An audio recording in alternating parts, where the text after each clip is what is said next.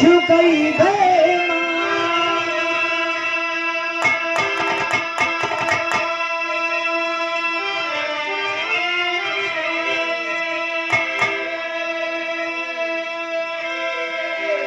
दुखियन ऊपर दया करी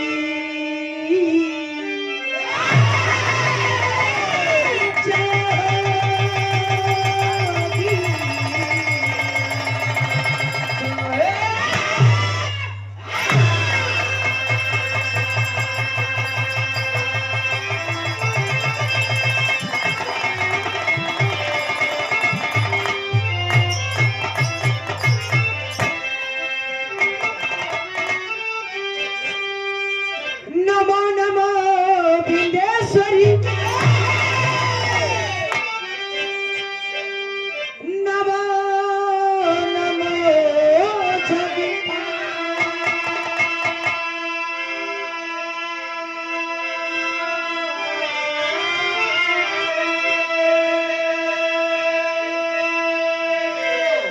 भक्त जनों की कार्य है तुमैया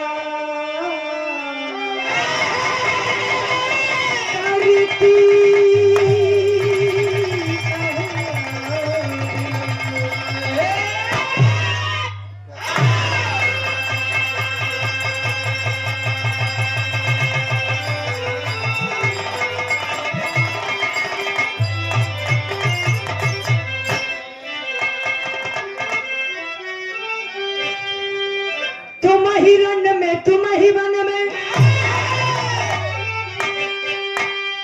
तुम ही दुख पाप को हरती हो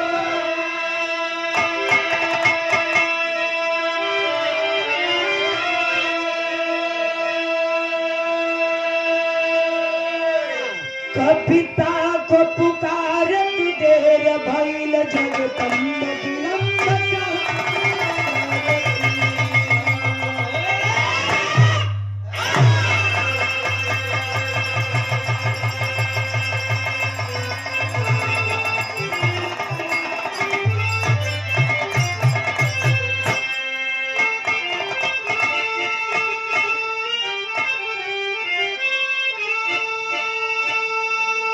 जय हो ज्वालामुखी महारानी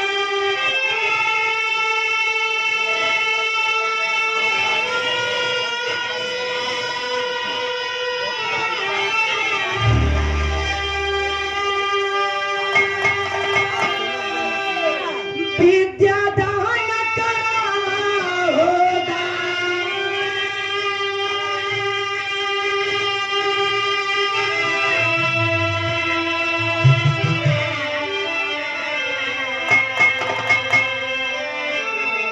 भाव आनी भव से मैया हमारो सैदा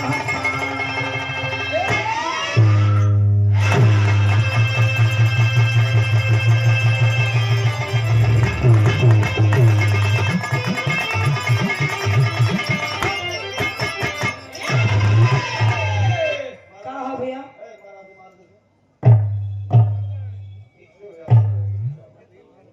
देखो भैया बेस वाला देखो।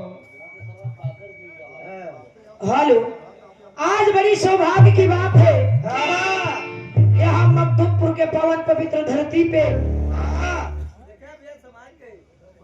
हेलो हेलो अच्छा पतुहा के पावन पवित्र धरती पे आप लोगों को सेवा करे को अवसर मिलल दर्शन करे के मौका मिलल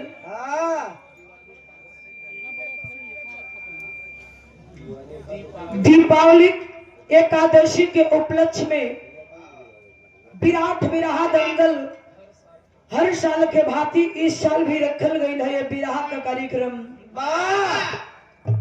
ऐतिहासिक मंच ऐतिहासिक धरती नामी गांव वीरों की धरती शेरों की धरती प्रयागराज और विराट विराह दंगल में जिसमें के 3 कलाकार आए हुए हैं। 3 कोड़ी मुकाबला है। एक कलाकार 2 कलाकार भी वाह भाई जिसमें कि बिरहा के बड़ा सुंदर, बड़ा धुरंधर, बड़ा नामी सुपर स्टार कलाकार, जितना कहूँ उतना कम है। जहाँ तक भोजपुरी आवाज है, जहाँ तक भोजपुरी माटी है, वहाँ तक आपकी चर्चा है। प्रेमचंद यादव हमारे गुरुजी, आपके चरणों में प्रणाम, आशीर्वाद की चारी का भगो कैसन कम होतो। हेलो हेलो, हाँ भाई तो शुरू है। Hello hello. और बगल के मंच पे बैठी हुई हमारी बहन, बिरहा की बड़ी ही सुपर स्टार गायिका,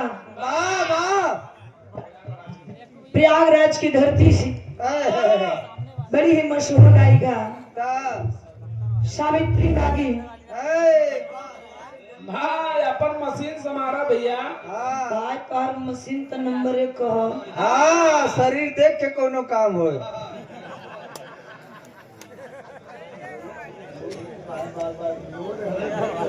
ज्यादा बोलत हुआ। हाँ, मशीनिया कमजोर पड़ जाते का।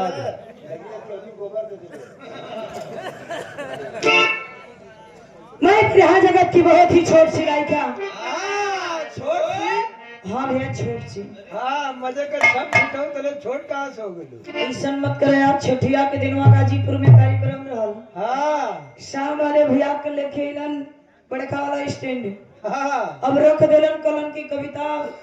अब हुए तने रहत हम कैसे गाई। हाँ, बिरहा जगत में पहली बार मिलू हो कि हमारा स्टैंड छोट हो गया। वो इतना रात भर टेंशन में रहलन बेचारू। हाँ कि बाजा तो नंबर 1 कर हम। हाँ, गाजीपुर का धरती रहे ना। इहो प्रयागराज की धरती है, कब ना है। हाँ, बिरहा जगत की सबसे छोट सी गायिका, कविता बनारसी बनारस सारनाथ के धरती से। अगर कुछ बोले में, बतियावे में, गावे में, बजावे में कौनो त्रुटियां हो जाई, हाँ, तभी ट्यूबलाइट बता दिया लो। ट्यूबलाइटिया बता का करो भैया। वही में दोनों के सजा दिया। ऐसा मत करिए बाबू। हाँ घर की बेटी बानी, घर की बहन बानी, घर का मंच हो। हाँ अपन छोट बिटिया, छोट बहन जान के क्षमा करी है आप लोग। हाँ, कहल जाला कि ज्यादा बोले वाले ही गलत बोल देवेलन और ज्यादा चले वाले ही थक जालन। दूर दराज से आए हुए इस प्रांगण में जितनी दूर मेरी आवाज जा रही है, सभी की एक स्वर में पहले की प्रणाम आशीर्वाद की जा रही। बिरहा के बड़ा सुंदर, बड़ा धुरंधर, बड़ा नामी कलाकार। जहाँ तक बिरहा है वहाँ तक नाम है। बिरहा के सुपर स्टार गायक कंचन लाल यादव गुरुजी हमारे सामने बैठे हुए हैं, बड़ा प्यार दुलार देते हैं। 101 रुपए देके सम्मान किया गुरुजी की चरण प्रणाम आशीर्वाद की चारी। हम चाहिए गुरुजी हमारे मंच पे आ जाएं, आपका स्वागत है।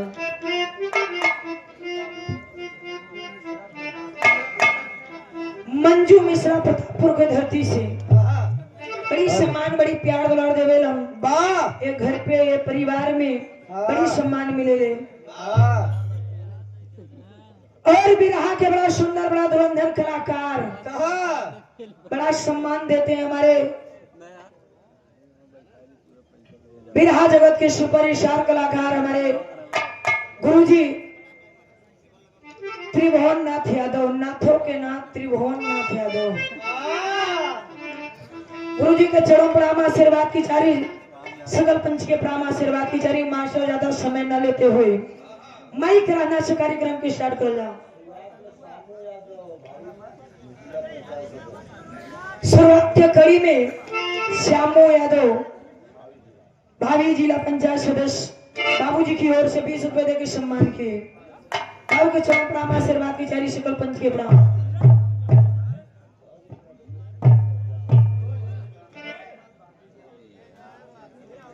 अनिल कुमार भारतीय बाबूजी की ओर से 25 रुपए देकर सम्मान के चरण प्रणाम आशीर्वाद की जारी। सकल पंच के प्रणाम। Hello hello.